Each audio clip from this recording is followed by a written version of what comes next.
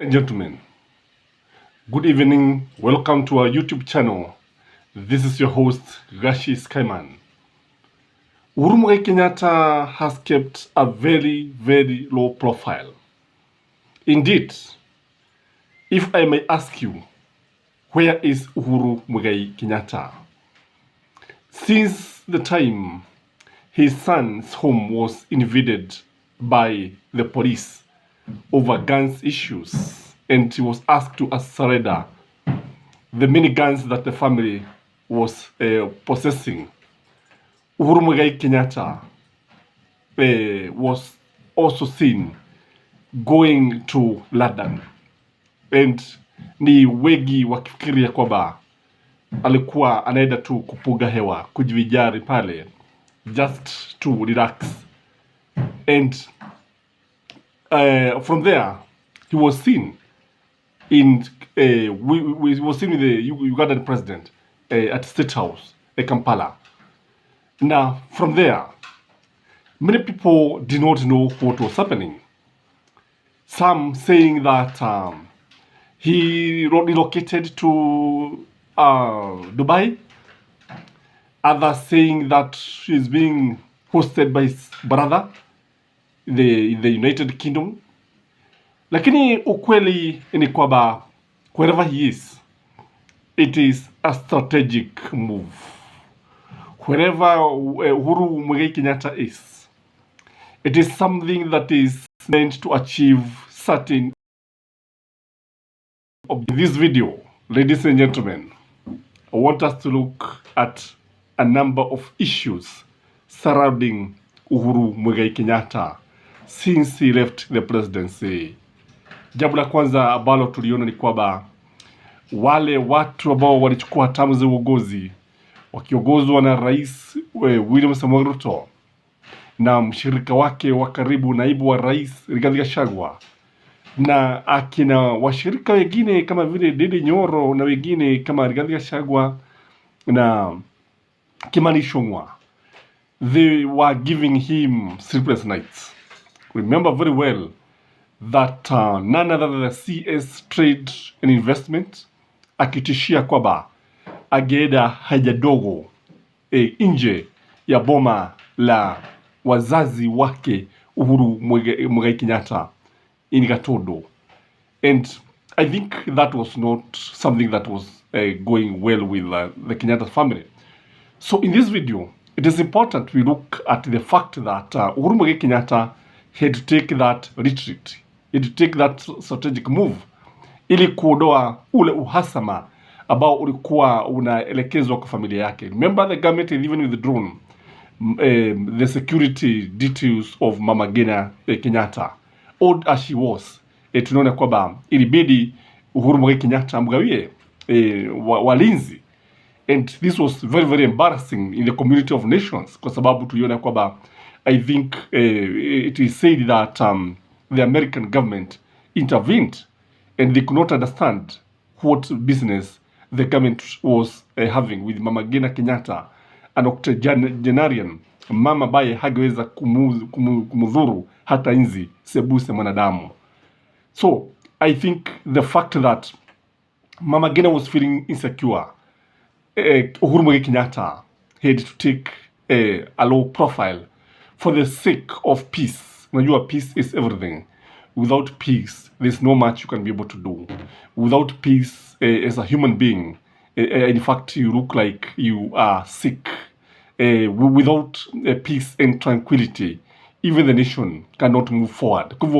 For the sake of peace of his family, you know, the family comes first, UHURU Kenyatta had to take a low profile and hibernate, just like those animals that hibernate when the climate change. And when the climate return to normal, then they come back to their normal self as we know them. So it is very, very normal. And I think it was very, very important that he did this. Again, William Samoei Ruto was feeling uncomfortable. Not even William Samoei Ruto, but actually the fact that UHURU Kenyatta was engaging himself in politics. Tuliona pale ambapo alienda kule Gong Race Course wakati Jubilee held its national delegate conference tuliona kwamba this is something that increased or rose made the heads to be scratched by those who are in Kenya Kwanza. Kwa hivyo kule kuwaondokea ni jambo ambalo tunaona la kimsingi, kwa sababu Uhuru Muigai Kenyatta, truth be told, was raising the political temperatures. Kwamba joto za kisiasa zilikuwa zinapanda sana. Ni jambo ambalo wakati joto za kisiasa zinapanda sana, unajua yeye ndiye angeweza kuonekana kana kwamba anaigilia.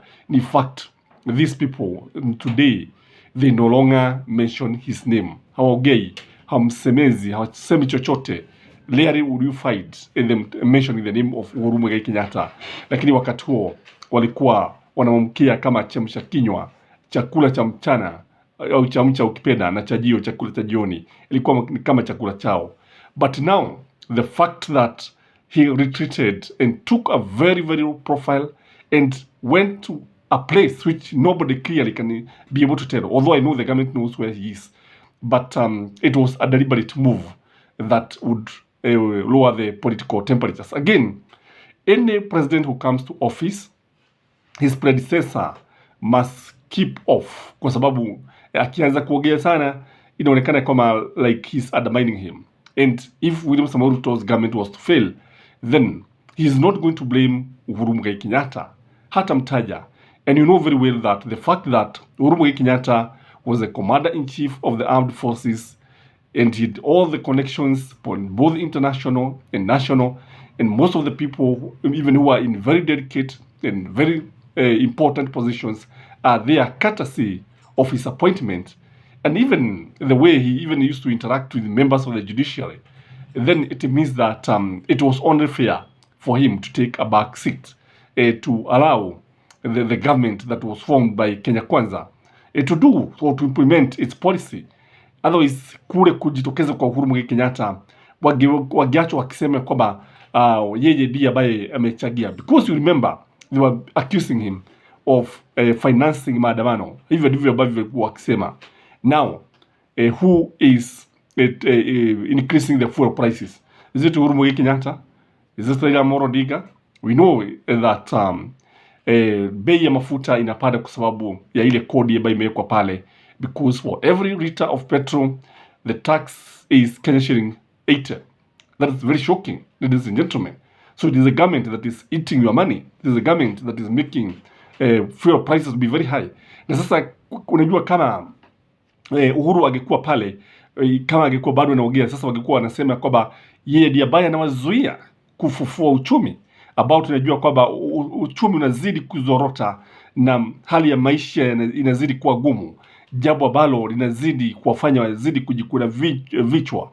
And kusema ukweli, Uhuru Muigai Kenyatta did the right thing, and I think he does not even like talking so much. Na mara nyingi hata yeye mwenyewe alisema ya kwamba hataki kuongea sana. He doesn't want anything to do with politics. In fact, he wanted to retire completely, but the moment they started taking Jubilee, na kwa sababu ni kama kuiba kile chama ambacho yeye mwenyewe ndiye alikuwa amekianzisha, and that is why he was feeling that he would not just let it go. But when you look at the situation now, William Samoei Ruto cannot blame Uhuru Muigai Kenyatta for anything. Even that issue of saying that they inherited empty coffers, it doesn't make sense now. Kwa sababu sasa it will take you to convince people with a lot of conviction that Uhuru Muigai Kenyatta is the problem in this country, because you see kile ambacho tunaona sasa, watu wengi wangetaka kumuona akiongea, and if there's one person who will be missed by many Kenyans, it is Uhuru Muigai Kenyatta. Uhuru Muigai Kenyatta was a very cool president. Alikuwa rais ambaye alikuwa anapendwa sana na watu, ijapokuwa sio lazima mtu awe. It is not all the time that be perfect. It is not all the time that you please everybody. Once in a while, you have to rattle some feathers as you do your official duty. I don't know what you think about Uhuru Muigai Kenyatta. Sio kama ungetaka ajitokeze, because sasa unafikiri akijitokeza kwa mfano Nairobi jijini, watu nafikiri wanaweza kujitokeza kama sisimizi, wanaweza kujitokeza kama siafu ili kumsikiliza atasema nini. Na vile vile waandishi wa habari wanaweza kujitokeza kusikiliza anasema nini. That is my take, ladies and gentlemen. As usual, let us interact through the comment section. Leave your comment. Remember to like this video. And for those of you who support this channel, we are very, very grateful. Till next time, adios.